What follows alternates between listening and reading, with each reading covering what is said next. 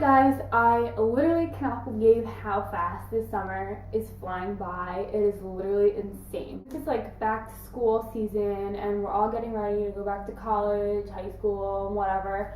I decided to film a video about like college advice. I didn't really know like necessarily like what to bring, what to expect, like that kind of stuff. So I thought this video would be helpful and beneficial to upload, before school started and people got back into the swing of things. So I hope you guys enjoy and let's get started. So I wrote down all of the things I wanted to touch on in this little notebook so I made sure I don't forget anything.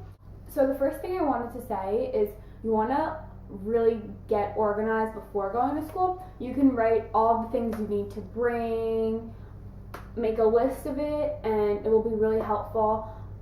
If you want to bring the 3-drawer organizer like in a plastic bin, like that would be great. If you want to use the under your bed storage, the plastic bins, that would also be good to consider thinking about. Bringing that kind of stuff is great for storage, and if you need an extra place to store things, then that is definitely something to consider purchasing. You can write like other things on your list, such as like shower towels, like shoes, like how many sweaters you want to bring, like things that you have in mind. But if you write it down on a piece of paper, then it'll really put into perspective like how much you're actually going to be bringing, and this will be very helpful and beneficial because it's all on a list and you'll make sure that you don't forget anything and you have everything right there in front of you.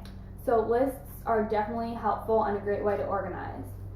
And on the list, make sure you write the things that you need. Like don't bring like 5 extra pairs of shoes if you don't need them, or if you know you're not going to wear them. Like if I was like, okay, like I'm going to bring a pair of like wedges, but like I don't know, like they're really cute, but like I don't know if I actually wear them or get a lot of use out of them there, then I wouldn't suggest bringing those kind of items that are kind of on the fence, because you may actually probably most likely not wear them. And if you have like a fall break or a Thanksgiving break, which I'm sure everyone does, then you can always bring that stuff back to school with you and kind of like change things in and out of your closet, wardrobe, whatever you want to do. And only bring what you need to bring, because like I literally just mentioned, like you will be having breaks, so it'll be good to like switch things in and out depending on the season and like how fast it gets cold or how long it stays warm by you, because literally in October, like that's when my winter starts. Like it gets like very cold, so I already am gonna start bringing like sweaters and like jeans and like thick socks and that kind of stuff. So just keep in mind like how fast the climate changes and you'll be prepared. So right from the beginning, I know everyone's like super excited and like nervous to get to school and like or college more specifically, because like you don't really know anyone and you want to make like a good first impression. Like personally, there are a few other people from my school going to the same college that I go to, and like I wasn't really friends with them. Like we were friendly, but we weren't in the same friends group. We still like say hi whenever we see each other on campus, but like I really didn't know anyone, so of course I was nervous. So you want to make a good first impression. You want to seem really like open-minded and open to meeting new people, and like it's a different setting. Like no one really knows each other too well to an extent. Like I go to a private school, so everyone's just kind of like thrown together, and I feel like everyone wants to be like besties like from the beginning and so fast. Like everyone will be like, oh my god, like everyone will be in their own little friends group and kind of like open to new people, but once those friends groups are set, like it's pretty much like that for a while. But people still like groups are still like intertwined, but friends groups will definitely change already within the first semester. I can tell you right now, from my own experiences, like I was really close with like this one girl, and then like we kind of branched out and whatever. So stuff definitely happens already, and I know you don't want to hear that because the drama really doesn't stop in high school, which is unfortunate, but it's life. There's always going to be something that people don't agree on, but it happens, right? So you just have to figure out how to deal with it and that kind of stuff. So yeah, I suggest getting involved in a lot of clubs and activities, just so you can figure out, like what you like, what kind of people you want to surround yourself with, and what you don't like, which is also important.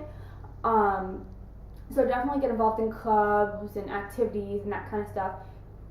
I don't have Greek life at my school, which is fine by me. When I was applying to schools, I didn't need to have Greek life, but if it was there, I may have considered joining it, but I didn't need to be in it. So you can always have that option too if you go to a school that has Greek life. Yeah, friends may come and go, but you'll eventually find your group and what kind of people you want to surround yourself with. Being said, don't feel frustrated if you don't know what group you'll fit in with right away.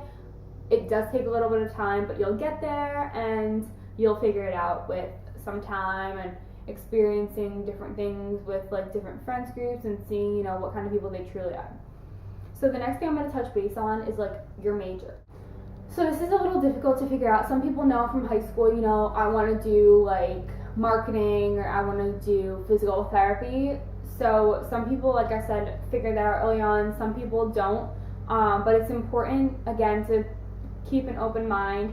And you may think you want to be a physical therapy major, but you may end up loving another thing that's completely opposite. So don't get worried if you're kind of second guessing your major. You still have plenty of time to figure it out. Usually some schools make you declare by sophomore spring or junior year.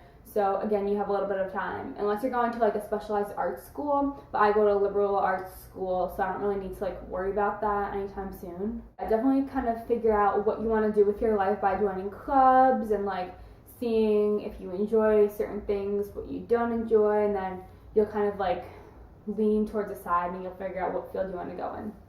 Another thing is everyone's going to be super eager to do well, and by that I mean everyone's going to want to be doing an internship. And I was freaking out because again, I just finished my freshman year and people were already talking about internships they've had and how they were going to be doing internships this summer. And I was freaking out. So I did end up getting a internship at a really good PR firm in New York City.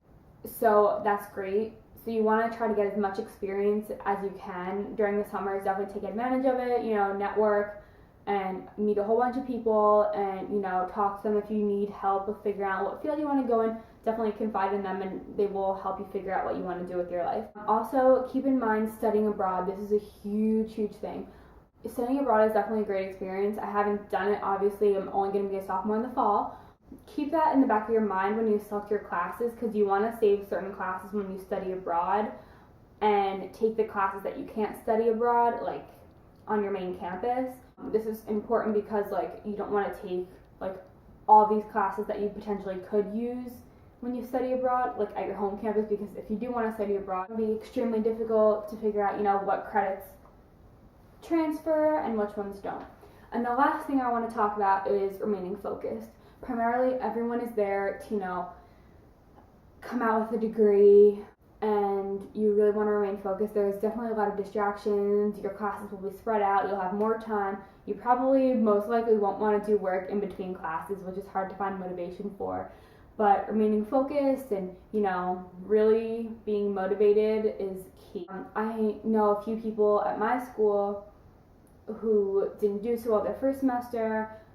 My school was okay, get your grades up, get your acts together, and they didn't. They were actually kicked out. So you want to really remain focused. It can be easy to get distracted, especially at night when, all your friends are at the cafeteria or at the lounge, getting dessert and whatnot. So definitely stay focused. And on weekends, it's a little more difficult because, parties and that kind of stuff. But if you just try to stay as focused, I cannot emphasize that enough. Remain focused and stay organized is key. You don't want to come to a class unprepared because that can be embarrassing. So you just want to be prepared, organized, have fun, and stay focused. Don't forget having fun. I know that can be a little, hidden, but that's also really important. You don't want to you don't want to be overstressed and freaking out all the time. If you need a few minutes for a break, definitely take the break. It is necessary. You need to take a break. You can go to the gym for a half an hour. You can watch an episode of PLL, which we all love. So definitely don't forget breaks are essential. So I hope you guys enjoyed this video. I definitely think it was necessary to upload and, kind of help people figure out what they want to do with their lives, what advice I can give you guys. So I hope you guys enjoyed, and I will see you next time. Bye.